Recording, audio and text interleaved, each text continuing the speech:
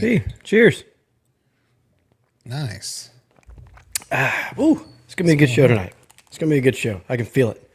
Maybe even have some callers calling tonight. You never know where the night's gonna take you. But fresh in from baseball practice, man. I know you're fresh in from church. We have a real life actual Arkansas State fan and sideline journalist, if you will, that's going to join us tonight. So it should be a good one. Let's get to it. Let's go ahead and get to the show. Buckle up. We're live. Welcome to the Top Talk.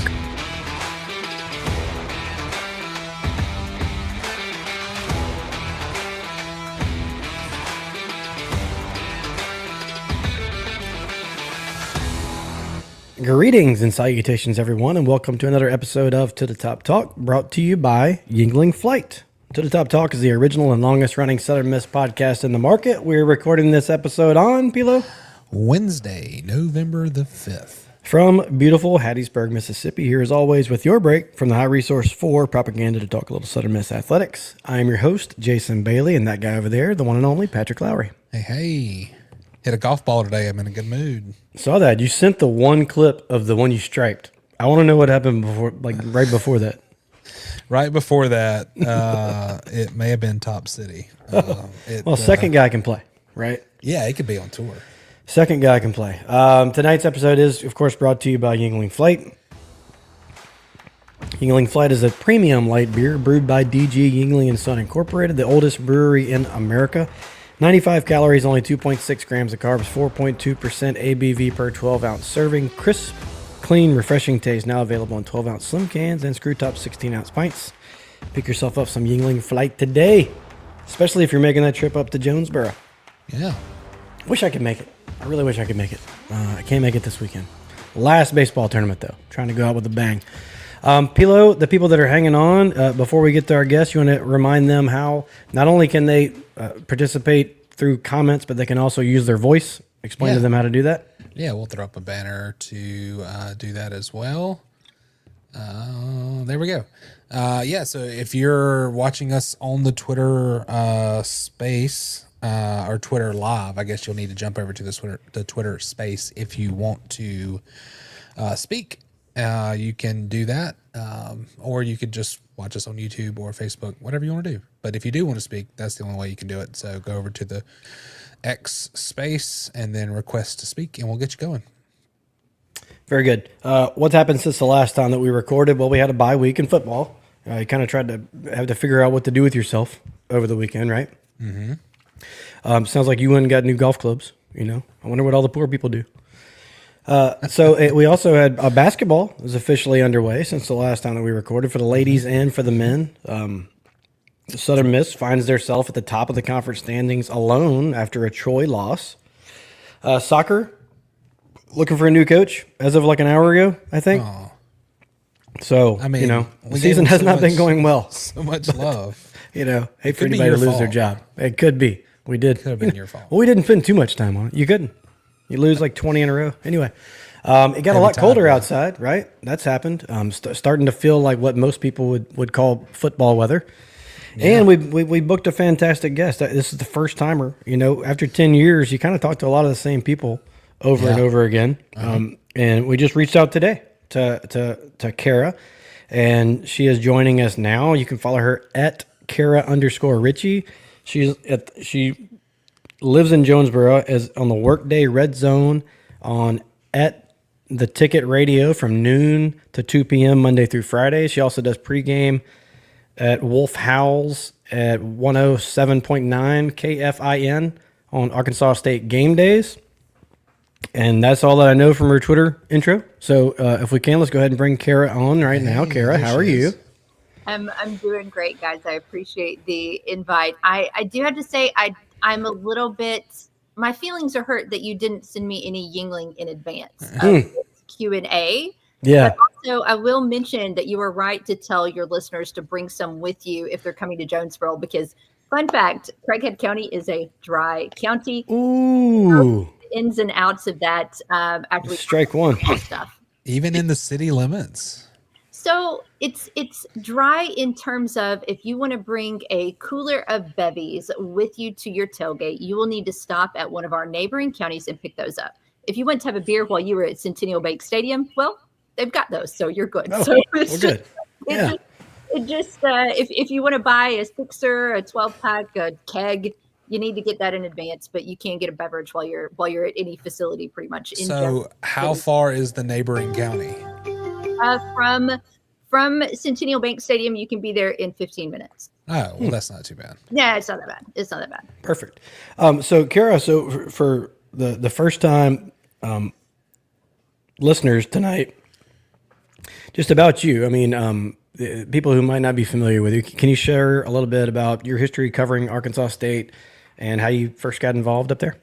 Sure. I have been working at the ticket for 12-ish, 13 years, somewhere in that neighborhood, which is located in Jonesboro. And I've always worked on shows that have been fairly local focused and Arkansas State focused. So I've been covering A-State from a radio perspective for about 13 years. I guess a little bit over a decade ago, I started hosting Wolf House, which is the post-game, used to be call-in show on 107.9 K-Fine. And this is either year 3 or year 4 of hosting the network pregame coverage. It all starts to run together after a certain point in time. But I followed this program very, very closely for a decade, and I was a fan since I was a child. I'm from Jonesboro. Cool. So even before I followed this program as a job, I followed this program, going to games as a kid out at the then Convo and Indian Stadium and all of the other former names that we used to call the facilities. Well, we're going to ask you about, because there's lots of ties between Southern Miss and Arkansas State right now. So we're going to ask you about just kind of the evolution of the program from Blake Anderson to Butch Jones, but it sounds like you can go even further back than that.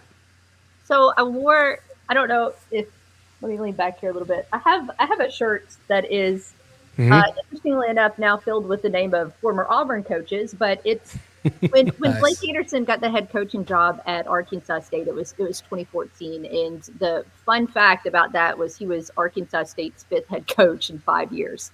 There had been a coach that had been there for a while, and Steve Roberts, his final year was 2010.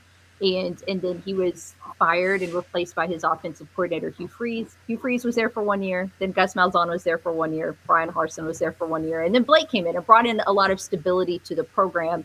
The last year was maybe not as great as some of the previous years, but it was kind of a mutual beneficial thing because A-State got to have a fresh start with Butch Jones. And then Blake Anderson, of course, went to Utah State where he was able to get a fresh start as well.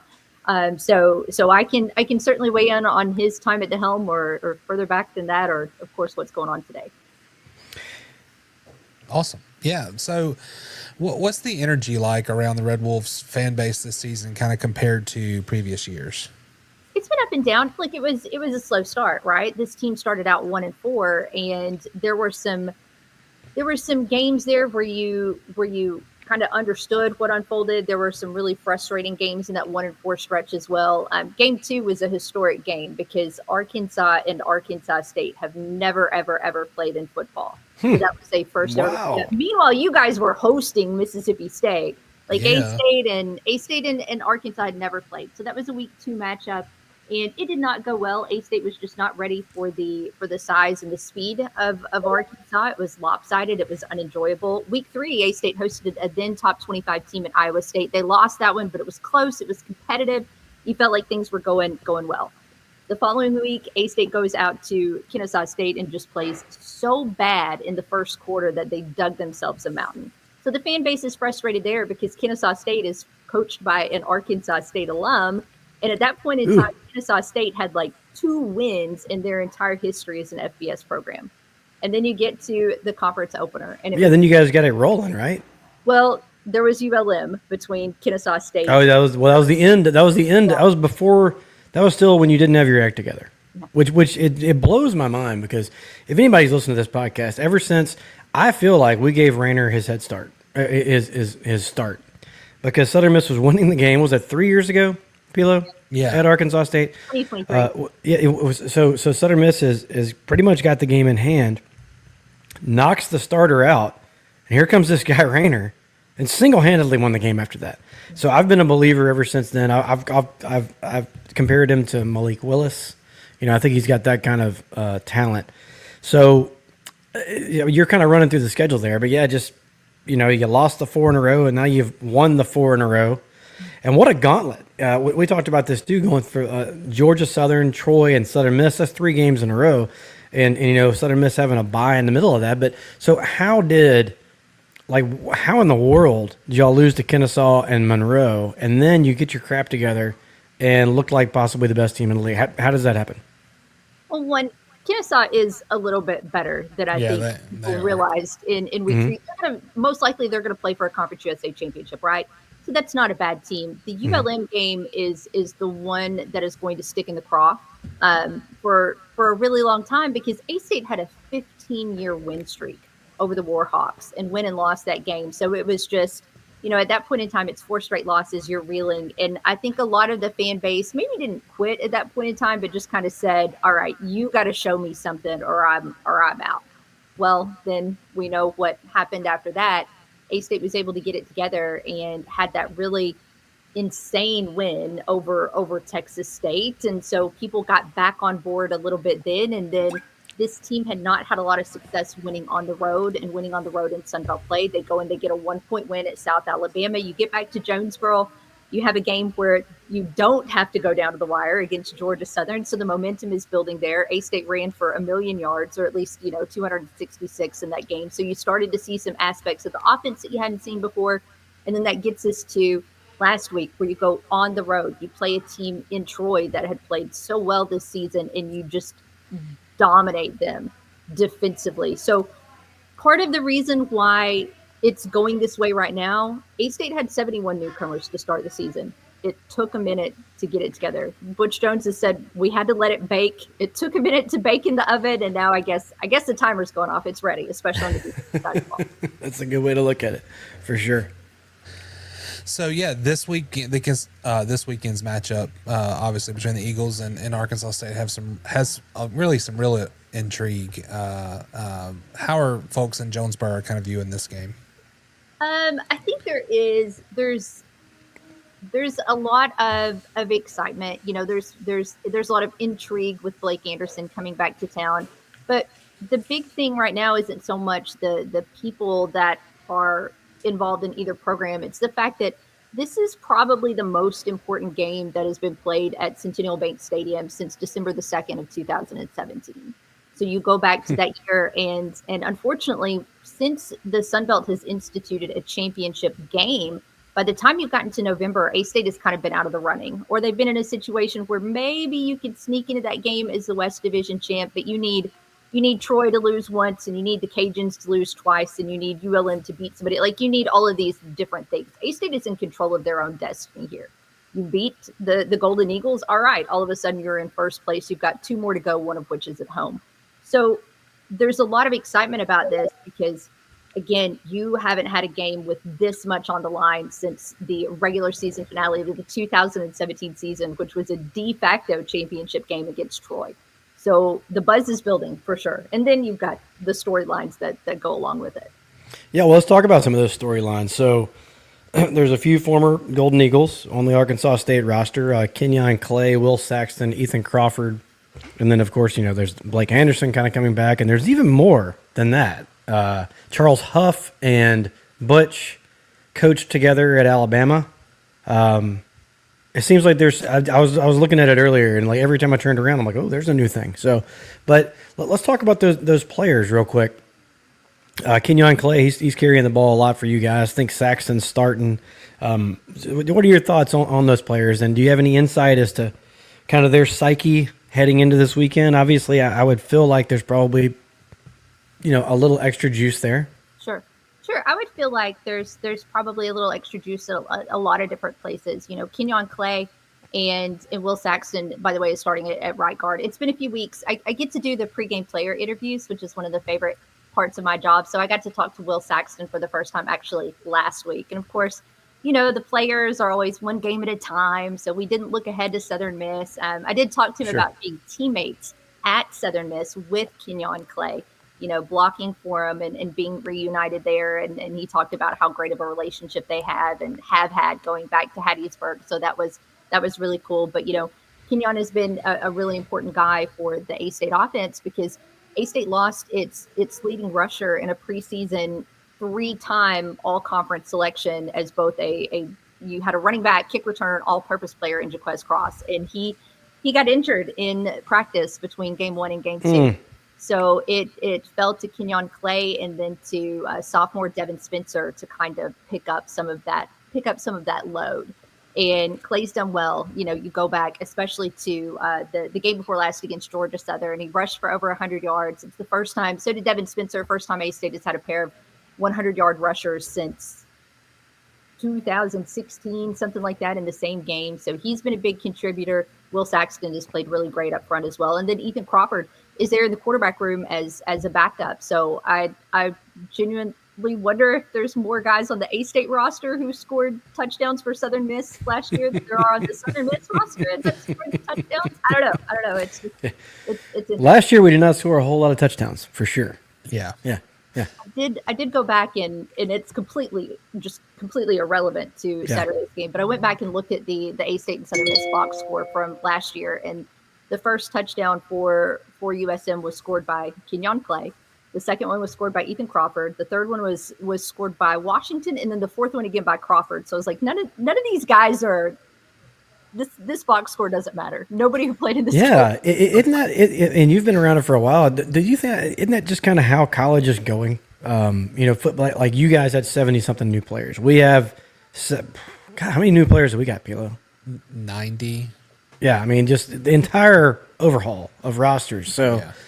I don't know how, and Vegas still gets it like right there on the money. I don't know how they do it, but is that something that, I mean, I don't think it's going away outside of some kind of restrictions being put on NIL and portal and all that. But I mean, how do you see that all playing out? I mean, it won't go away until players are under contract, and for players to be under contract, they have to be employees, and the NCAA is going to fight that until they die. So it's not going to change anytime soon. I don't know. I'm not smart enough with anything remotely close to legalese to know if there is any way in any type of NIL contract from any kind of third party to where you would have any kind of buyout like you do with coaches. Like you originally, instead of signing a player when they are out of high school to just come in and be a 1-year guy, can you sign them for 2 years?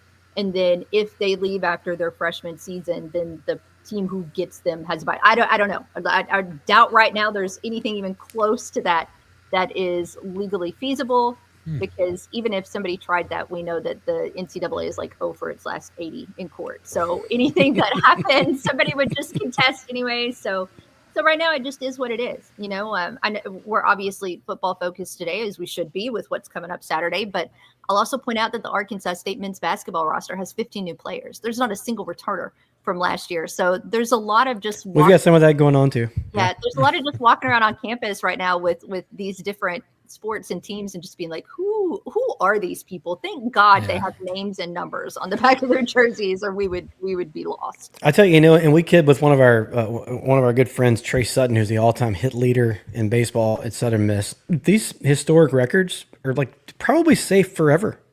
I mean, something that's going to take you 4 years to accumulate. That's just not going to happen anymore. If you are good enough in our situations, get broken during the COVID years.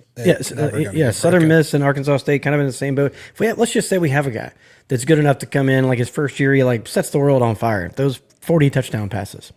What are the chances of that guy remaining at Southern Miss or Arkansas State? So that's a guy who could break some records. It probably isn't. If he gets to baseball, you have the draft. I mean, it's just I don't know if any record will be broken, like points leading in basketball or total rushing yards in football. It's just they're all safe, I think, from here on out. Yeah, single season, single games, we're still going to see some all-time things happen there. Career records, like when Corey Rucker has 3 regular season games left in his Arkansas State career, and when he leaves, the records that he set are going to be the records that he set, especially from a yardage perspective, are going to be untouchable. Nobody's going to be able to catch that. I'm not sure how far away he is from the all-time Sun Belt receiving record, but he passed T.Y. Hilton last game, and it's going to take a lot for somebody to be able to catch that. So So you're right. Like the career records, if you're graduating in 25, if you just graduated in 24, 23, and you've got your name at the top spot in a career leaderboard, congratulations. It is there for eternity. You might as well just put it in stone.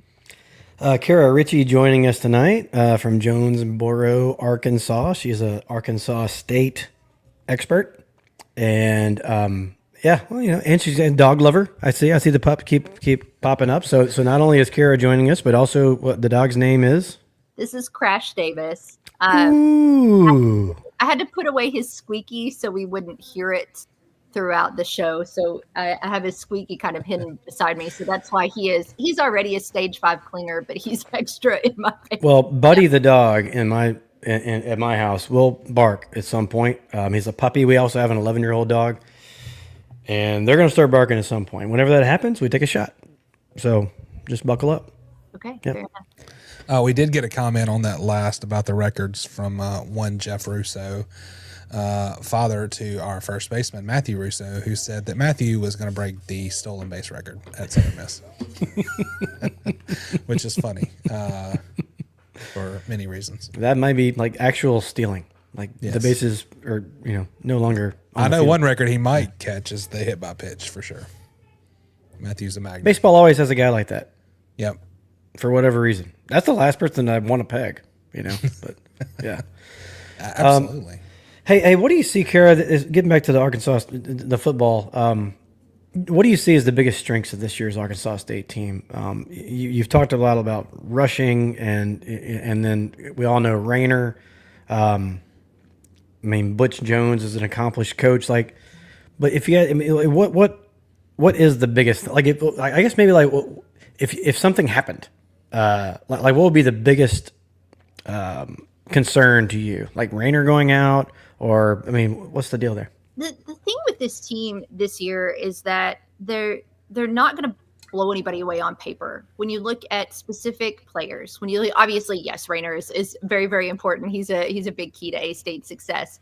But when you look at this team, whether you look at it from a statistical view, whether you look at it from an individual view, there's not a lot there that's just going to knock you out and maybe really impress you. The thing with this team, though, is that it is insanely resilient. The way that the Texas State game unfolded at the end was bonkers. The way that A-State was able to win at South Alabama with a walk-off field goal was bonkers to do that on the road.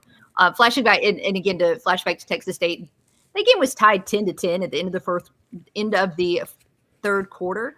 And then there were 41 combined points scored in the fourth quarter, including 3 touchdowns in the final 2 minutes. It was just it was fireworks. Yeah. So, but A-State won that game because they scored a touchdown with 7 seconds left.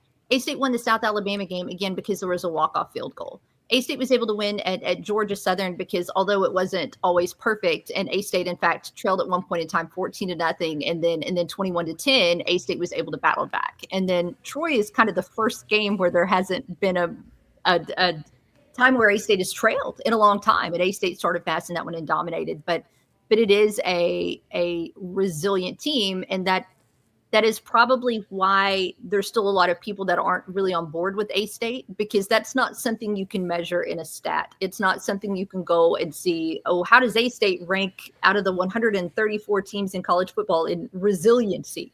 And I know that's vague when you're talking about intangibles, but this team over the past 2 seasons is 9-3 in one-score games. They are 6-0 in games decided by 4 points or less. They don't worry when it gets close, when it gets tight. They're, again, resilient, not to overuse that word. Don't take a drink at home if you hear the word resilient. That's bad for your liver. Don't do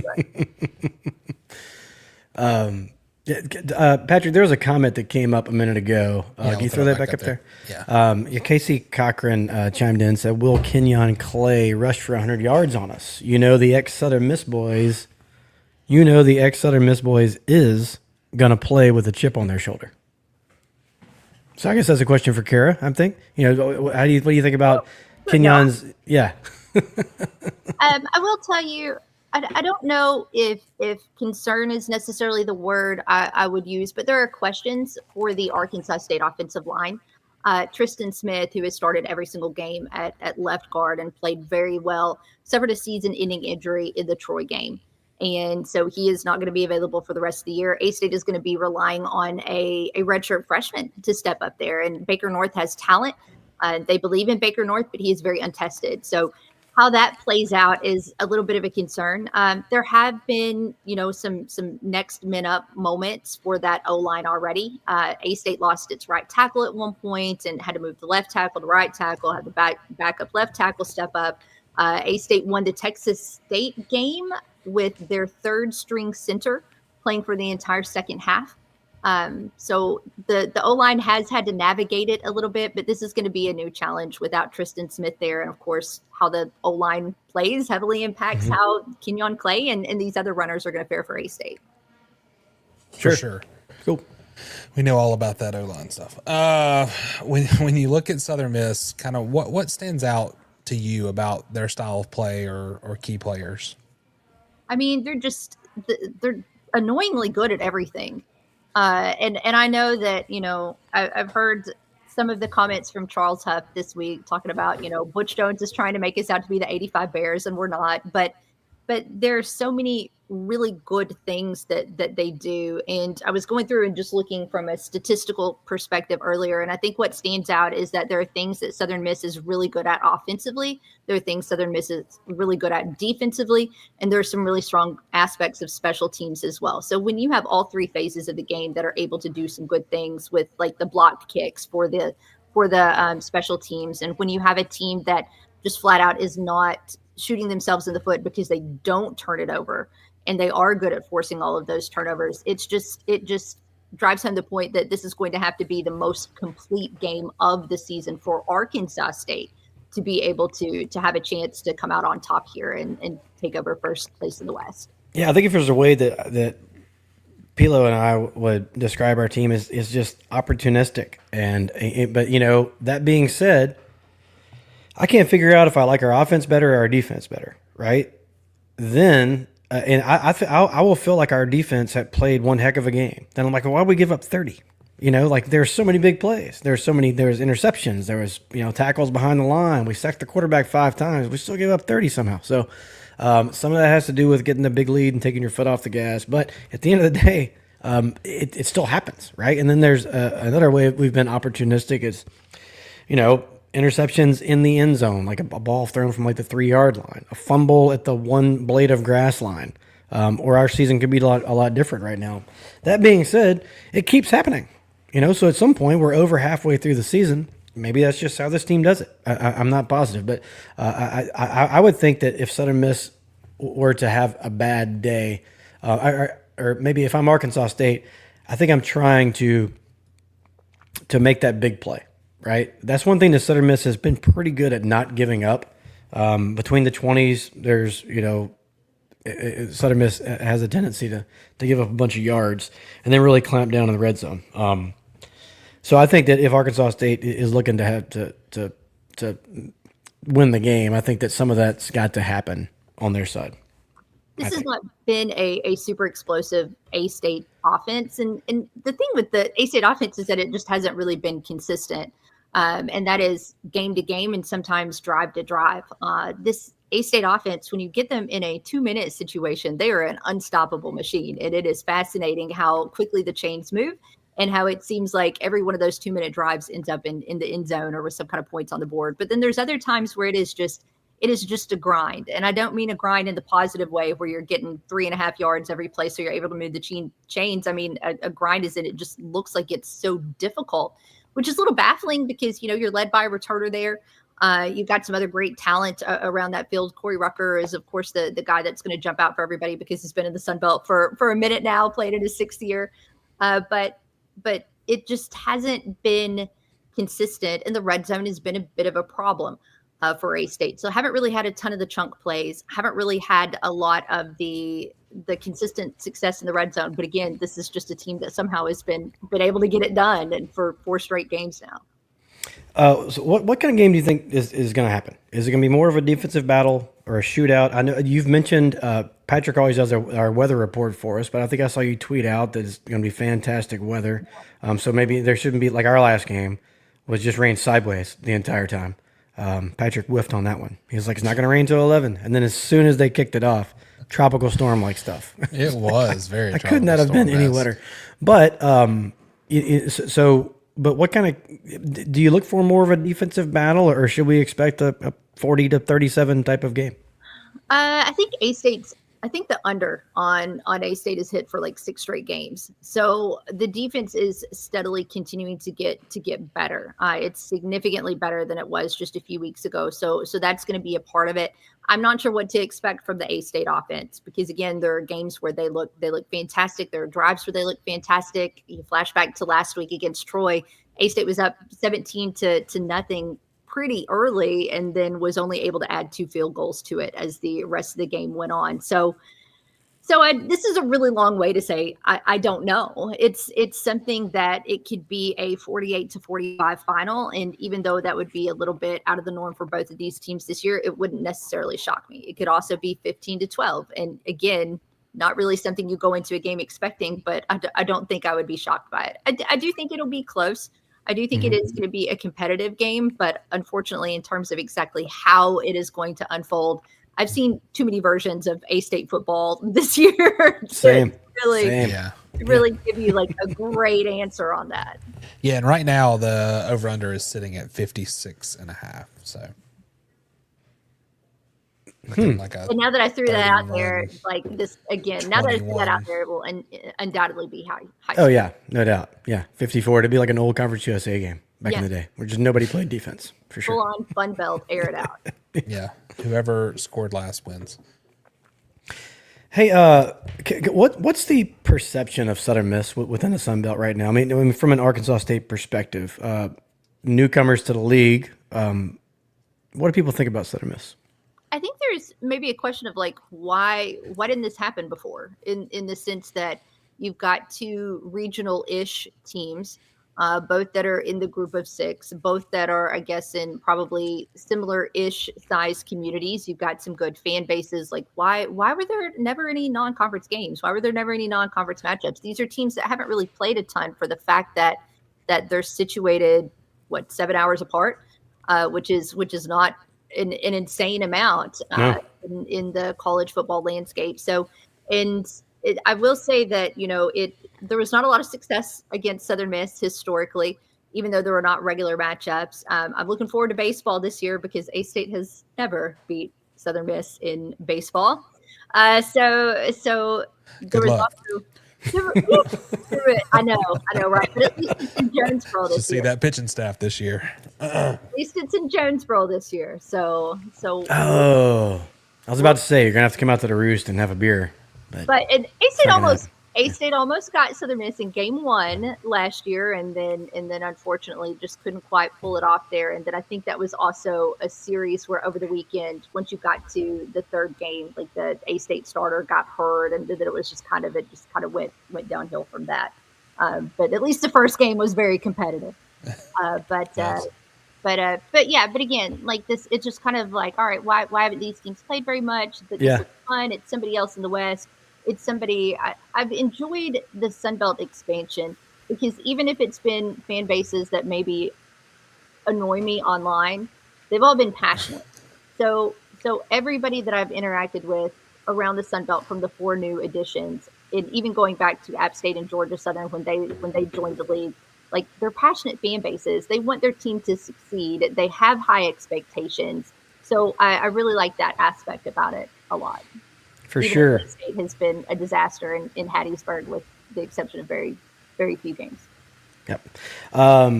Pila, we've kept Kara so much longer than we promised we were going to keep her. But if it's okay with you, Kara, we will do a quick hitter segment. Pila, you can hit the music, and this should be just deal with our goofy questions, and we'll get you out here in a few minutes. Yeah, give me just a second here. Mm-hmm. Take your time. All right, here we go. There it is. All right, here we go. I'll kick it off. Favorite Sunbelt road trip? I don't really get to travel a lot. I am a studio host, but one of these days I got to go to the Eags because I want to spend a weekend watching baseball there and eating food from the Cajun Cooking Club. That's it. Like it's the food. It's the food. I want to go to Lafayette. It's hard to argue with that.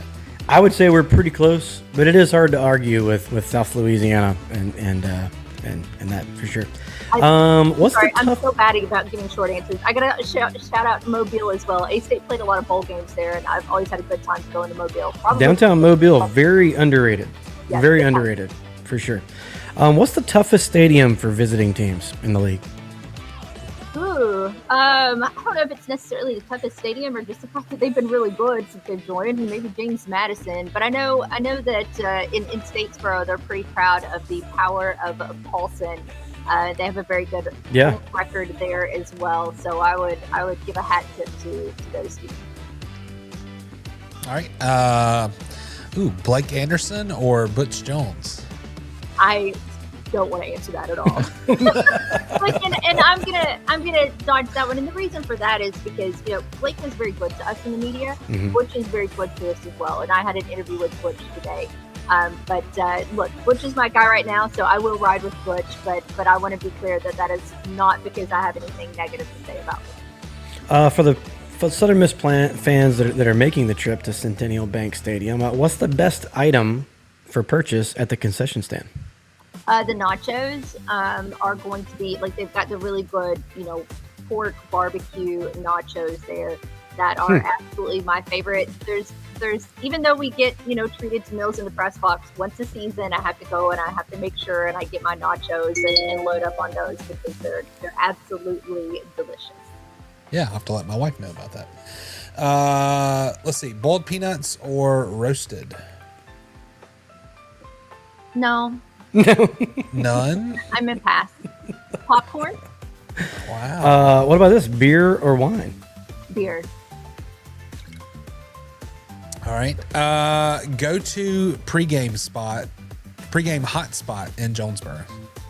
There's going to be a couple of good places. Maybe not to pregame at 9:00 in the morning on Saturday. Sure.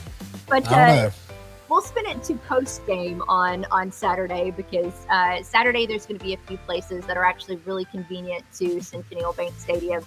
There is J-Town's Grill, which is right across the street. They're really into game day. Every time A-State scores a touchdown, you'll be able to hear their train whistle that they sound off every time that happens. A little bit up the road, you've got the Social, which is also a place that always has on the A-State games. There's a lot of watch parties there. They both have really good vibes.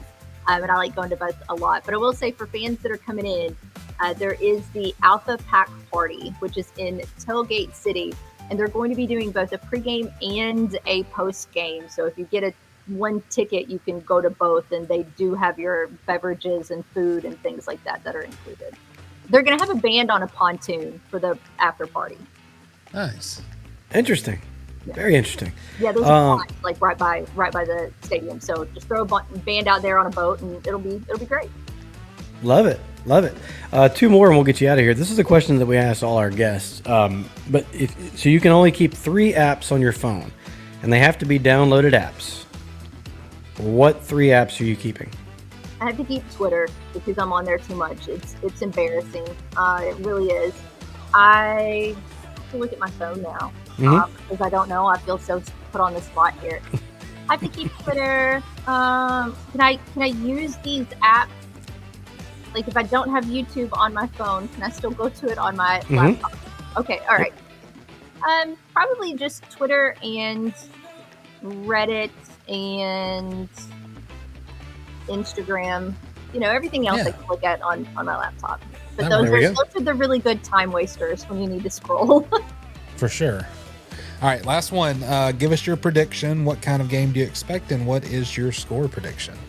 I expect a close game.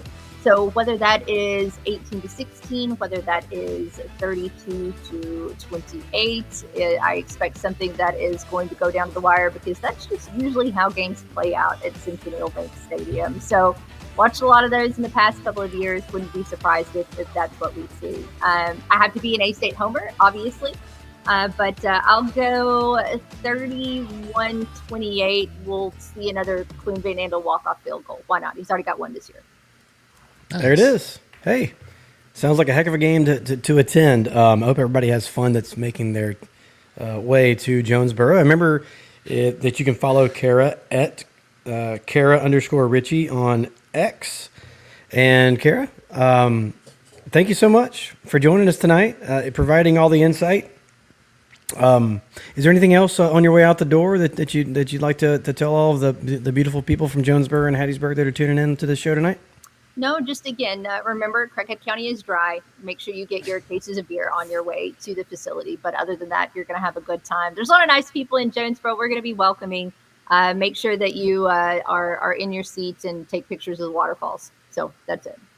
Love it. Waterfalls everywhere. Thank you so much, Kara. You can shut her down, and Patrick and I will finish it out. Thank you so much. Thank you, guys. Thanks, Kara. That was great. There she goes. I'm telling you, Pilo, we need to get more ladies on the show. Every time we have a lady on the show, they do fantastic. They're so much smarter than us, right? DJ Cujo, Dry County, yikes. Yeah. And he wants to know where the watch party is on Saturday. So at Dry County, well, that's really gonna throw them for a loop if they ever come to Hattiesburg. Where you're like, you can just walk around with a beer. Like now, when I go to towns, I have to ask, like, is this cool? They're like, no, you can't walk around with that. I'm like, my bad. You know. So, yeah, I mean, is the watch party going to be a vicious biscuit? I don't know. You know, a little 11 a.m. kick. I have no idea. Yeah. Well, the good thing about the schedule came out for my tournament, for Jack's tournament this weekend, and we don't play until 3:00. So I have to be in McGee by 2:00. I think that might have changed. Either way, I'm gonna be able to watch probably like the first half or so comfortably before I have to go. Rod Jones, Coach Huff's wife on the show, maybe. Great. Well, we talked about that.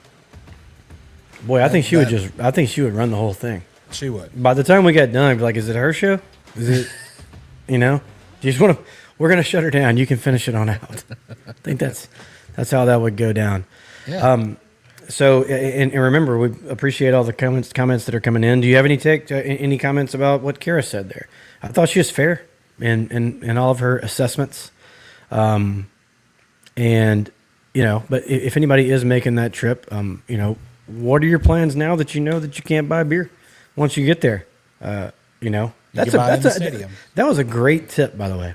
Imagine driving the 7 hours and rolling up at the hotel and being like, all right, gas station right across the street, going to fill up with some beers, and then being like, what do you mean?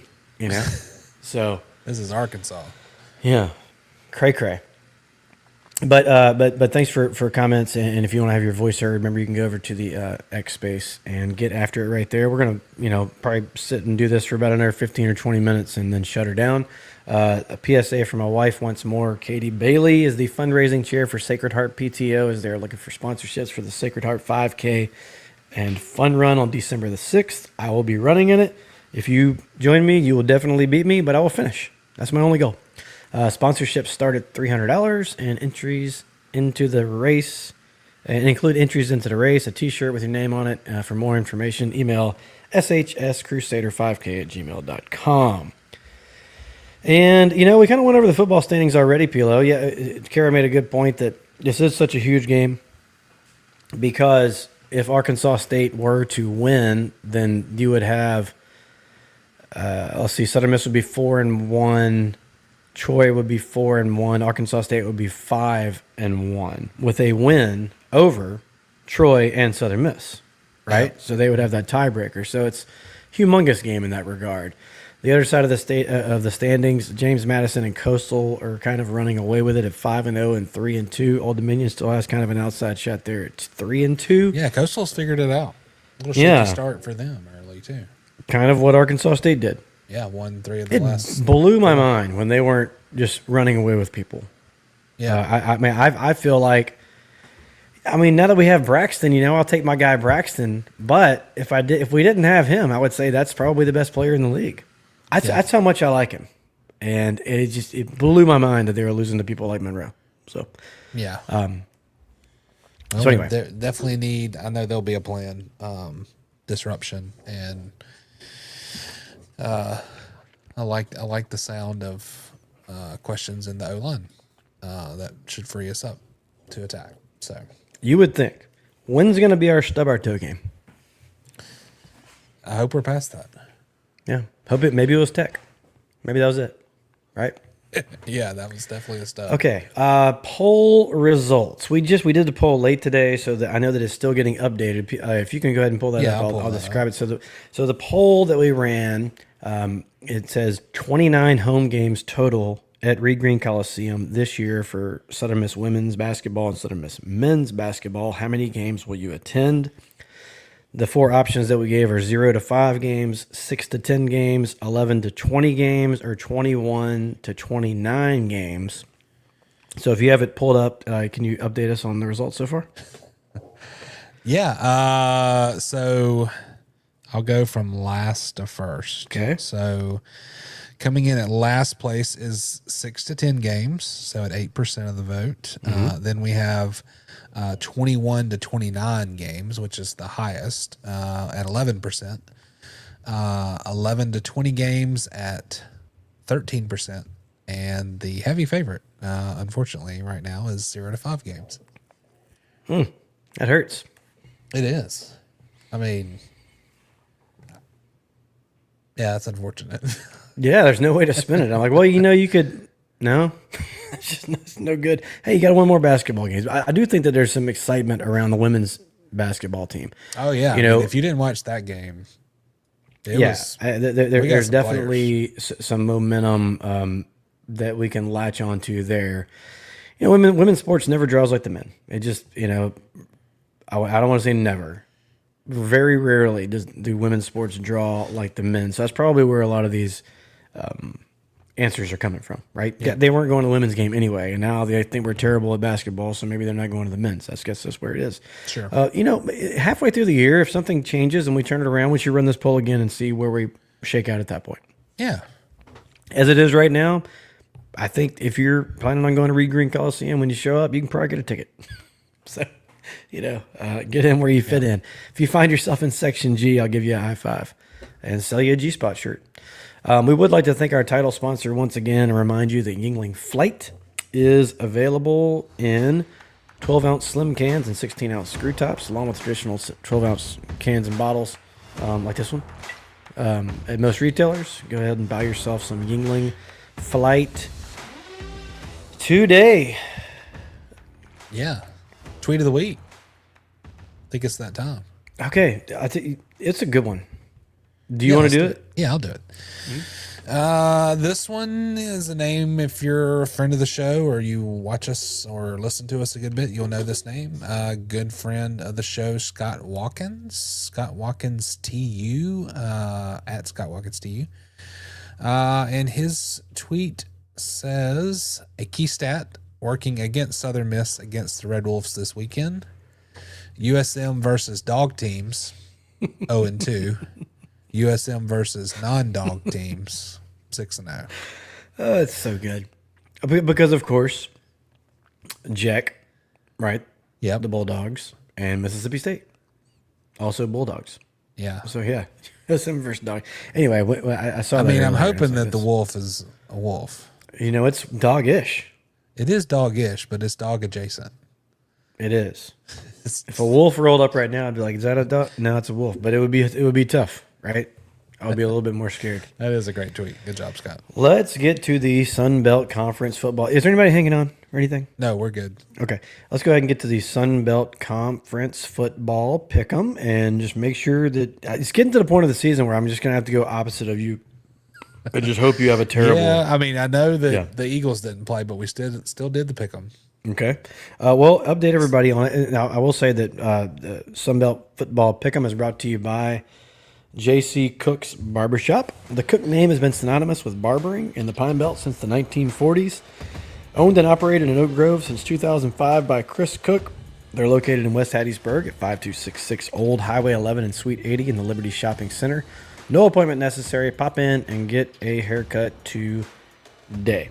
Update everybody, Pilo, on how bad you're beating me, and hopefully I can make some strides this week. Yeah, so looking back at last week, man, it's hard to believe we're in week 11 of the season. So back on week 10, 5 games total. I was 4-5. So I'm not giving you a chance to get back in. Yeah. Dang, why did I? I guess I just wasn't a believer. Looking back at this pick, I don't know why I picked Marshall over Coastal. But both of us did. We both got that wrong. So, yeah, I went 4 or 5. Great. You, unfortunately, went 2 of 5. And so I'm so bad. I made up a few games. So that brings our total on the season. I am 60. I say I'm bad, though. But if I'm bad enough, if you listen, I can still, that's still advice. Just do opposite. Yeah, if you're into that, if you're going to the sports book, just listen to the show. Do the opposite of what Jason said. So 63 of 92 for myself, and Jason, you are sitting at 50 of 92. I have a smooth 13 game advantage, which brings us to this week. And hope you hit it in the water. Let's add a little new funky music here. All right, kicking it off, we have a Thursday night game tomorrow night. Georgia Southern is traveling to App State. And I'll go first if you want me to. Sure, go ahead. All right, since I already made my pick. It's in Boone. I think App State's going the right direction. They're favored. The over-under is 60.5, which is pretty high. But I'm going to go App State. I love App State. I think App State's going to win. I don't think it's going to be a blowout, so trying to make up ground, I'm going to take Georgia Southern. Okay. Sweet. Next up, we have a really good battle in the East. James Madison is traveling to Marshall. That'll be an 11 o'clock kick on ESPN2. You want to go first? Yes, I'm going to go first. James Madison. Yeah, I don't think that I could not pick James Madison. Marshall's way better than I thought they were going to be. They are. I thought they were in for a terrible season, and they've proved me wrong. Some of that game last week. There were flashes. But they're kind of doing what Arkansas State's doing on their side of the bracket. True. They're kind of coming on. I tell you what, if they can pull it off, that throws a huge wrinkle. And it happens in the Sun Belt every year. You listen to Scott talk about it. All the years that he's been covering the Sun Belt, it's funky, man. Some weird stuff happens. So that we got the music. Yeah, that could be the funky kind of game that it wouldn't shock me that it would happen just because of the Sun Belt. But as like a betting man, I would be floored if it happened, if that makes any sense. Yeah. So, yeah. Next up, we have another game in the East. I think some of the West schools are on by. We have Georgia State at Coastal.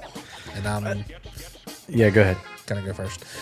I didn't do it last week. I went Marshall. I'm going Coastal. I think they have righted the ship. So Coastal. I think Georgia State's terrible. They might lose the rest of their games on their schedule. So even though I have to make up some ground, I can't intentionally lose some ground. So I'm going Coastal. Correct.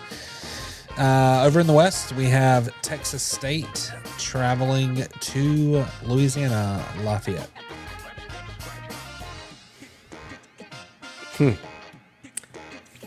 Man, Lafayette's in a bad way. All the news came out this week with if I'm a employee of the university, I'm cashing that check pretty quick once they send it to me. So I don't want to be way down the list because who knows? I don't know what you're talking about. Oh, well, they're near bankruptcy as a university. Yeah, in the hole. Bad. Built that big stadium. They'll probably receive some sort of bailout. I don't know what I'm talking about. I don't know how all that goes, but I think it's pretty hard for a university to go bankrupt. But they're not in a good way there. So, yeah, I don't see any way that I can pick Louisiana. I don't think Texas State's that good. But I'm like I think I didn't even first, but I went Texas State as well. Okay. So. And that leads us to the final game, which will be an 11 a.m. kick, obviously, with the Eagles traveling to Jonesboro. Well, I'm going to take Southern Miss, obviously. But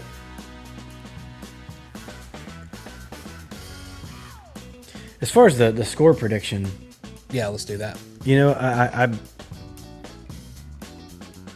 It's not that I can't see Southern Miss losing this game. Again, that wouldn't shock me. I don't think it would shock anyone if Southern Miss did not win the game. I think that I think if Arkansas State wins the game, like Kara said, I think it's going to be like on a last-minute field goal. I can't see them running away with it. No. I can see a situation where if everything just goes right, Southern Miss has a legitimate shot to run away with it. So I think I'm going to go kind of a wider point spread than will probably happen, just because it could happen. So I will go 28-12. Ooh, nice. I am going to go. Man, I was really going to go with my normal prediction. Which would still come in way under the over-under that you talked about, right? Yeah, 56.5. Yeah, I think it's going to come in right below that. I'm going to go 31-21. Eagles, cool. Obviously. And that does it for... That is for the football pick'em. The Sun Belt Conference football pick'em was brought to you by J.C. Cook's Barber Shop. Everybody knows where it is. You know, I keep telling like the address, and it's in the Liberty Shopping Center and all that, but you know where it is. I'm just going there and tell Chris that, you heard it on the show. So he'll think that he made a good investment. Yep. But even if you go in there and don't say anything, I guarantee you see some cool like Southern Miss memorabilia. Got some Brian Dozier signed baseballs in there. I've ran into several Southern Miss players getting their hair cut in there, so it's a cool place to be. And it's so brought to you by JC Cook's Barbershop. And if you go, tell them To the Top Talk sent you. Get trimmed up and looking your best for game day at The Rock. Mm-hmm. Okay, Pilo, basketball. We're gonna hit that pretty quick, but it's of note right now that the Bilderback era has begun. We had Chip and Missy on back this summer, I think. Yeah. Right when she was first announced, and they did a great job. If you haven't listened to that episode, it's a great thing about the podcast. You can go back and listen to all of it. And they did just such a fantastic job. The dynamic that they have between them right there. I was ready to run through the wall after that one. Yeah, they're neat people, and I appreciate them, and glad that Missy is here. So, so the women started off with a win over Northern Illinois. Shot the ball really good, won convincingly, 77-56. This was the first leg of that MAC SBC challenge. For the game, 12 of 23 from three-point range for the ladies, 9 of 9 from the free throw line. So when we get to the men in a minute, between the men and the women, we missed one free throw. Yeah, that's incredible. After our first game, right? Shot 40% from the field, 52% from three. You shoot 52% from three, you're going to win a lot of games. That's just how it is. Absolutely. And I didn't realize this, but the Eagles led, and I heard it on the broadcast with Lee, and the Lady Eagles led the conference last year in 3-point percentage. Made more threes than anybody. Wow. So we're going to continue that. It looks like the way obviously the way Missy likes to run it. They like to go fast, and they like to shoot it from outside. So yeah, it led throughout on this one. Kind of ran away with it. But the score was tied just one time, and Northern Illinois never led. Individually, these are the names you're going to have to kind of start to get used to. Mm-hmm. Melanie Timms had 16 points. Sakia White, 13 points and 9 rebounds. Carly Keats, 12 points. So get this, Timms, Keats, and Sieper combined to hit 11 threes in the game. Wow. You got 3 people that can shoot it like that, bro. I mean, even if a couple of them are off, you still got somebody who can drain them, right? Yeah. That's just through one game. After the next game, there might be 3 more. I don't know, But it looks like we have a good team on the women's side of the ball. Up next for the ladies versus William Carey, it's November 7th. That's Friday. The Mayor's Cup, Friday at 11 a.m. Yeah, that's the game where they have all the kids come, the school buses and all that. It is so loud. It is. And squeaky. And they play lots of music, and the kids dance, and it's always entertaining. I used to have to take pictures of that because that was always one of our biggest crowds of the year every year, and it was great. Yeah, I very enjoyed cool. that game. So, and then after that, playing Blue Mountain Christian on November 10th at home as well. So start off with 3 games in a row at home. That game will be at 6 p.m. So November 10th, that would be Monday? Yes. Is that right? Okay. So Friday at 11 a.m., Monday at 6 p.m.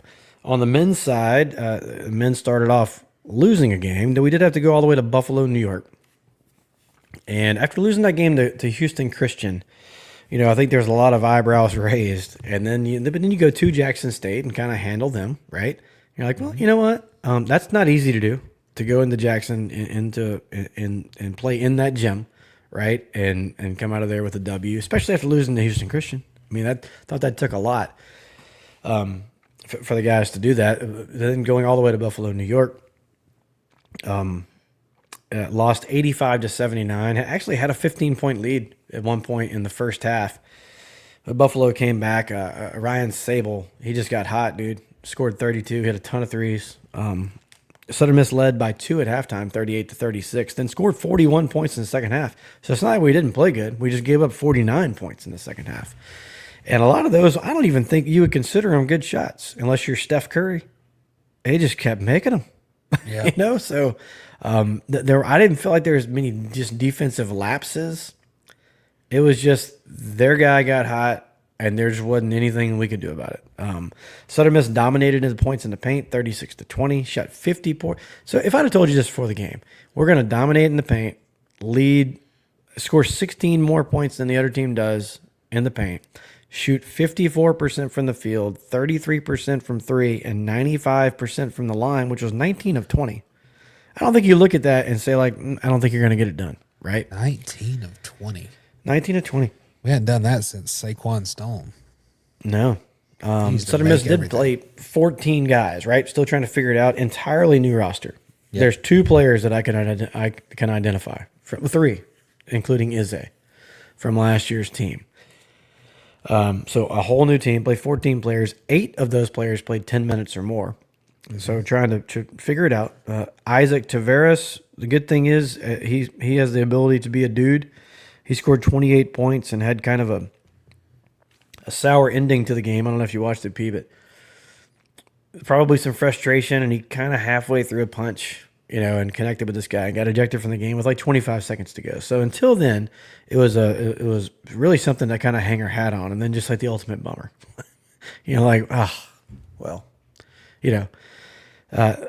So anyway, but he can play. He can take it to the hole. He's a good player. Talik Weeks also had a good game, 13, 6, and 5. Keontae Tramble, he had 11 points, went 3 or 4 from three-point range, and then just didn't play a lot more. Played just 15 minutes. Play 15 minutes, you score 11 at the point guard position. I think that's pretty good, right? Mm-hmm. But we'll see how it all shakes out as the year goes.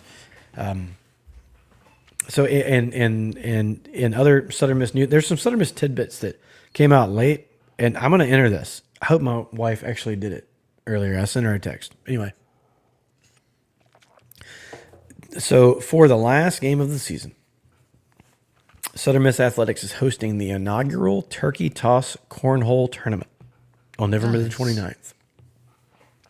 Registration is open until November 18th or until the field is full. When I checked it out earlier, it said almost full when I clicked on to do it, and I was just about to start practice. So I hope that it's still available, because I really, or that my wife has already entered this into the thing. But you can go and you can enter that. Just go to the Southern Miss website. I found it on Twitter. You can go to at USM Golden Eagles and find it right down, there. You'll see it. Yeah. Another thing announced by Southern Miss Athletics, the new Southern Miss group sales page is live. Have you checked that out yet, P? I haven't. Okay, you can take a look and see details on our group ticket prices and experiences for select sports. To learn more, please fill out the form on the page, and a ticket rep will be in contact. So I don't know exactly what's going on there, but it's a new way to try to get some butts in the seats. So that sounds pretty good. And what else do we got here? We did mention in the open, unfortunately, Mohammed El Zair resigned as women's soccer coach. So we're hunting a soccer coach.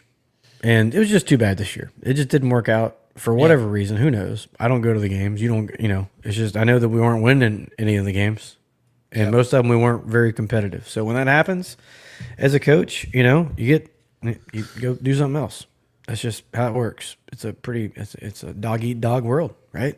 For sure. Unless you're Southern Miss football, you don't participate in dogs stuff. That's right. Over to. Yeah. Yeah, 0 for 2. And I think that's it, Pete. You got anything else? Yeah, let's shut it down. Okay, let's go ahead and shut her down. This episode was brought to you by the Premium Light Beer Yingling Flight. Established in 2020 by the oldest brewery in America. Crisp, clean, refreshing taste, 95 calories and 2.6 grams of carbs. Pick yourself up some Yingling Flight today. And that is it. Thanks for listening. Whichever day you might have listened and whichever platform you chose to listen in on. Remember, you can follow me at Bumper J. Bailey and Patrick at P. Lowry. And don't forget about the mailbag, tothetoptalk@gmail.com. Hope you guys enjoyed it. Tell somebody to the top today. And as always, set a miss. To the top. Talk. Why are you mad? Shout out Edsel. I could The play beard. for Alabama, USC, or Notre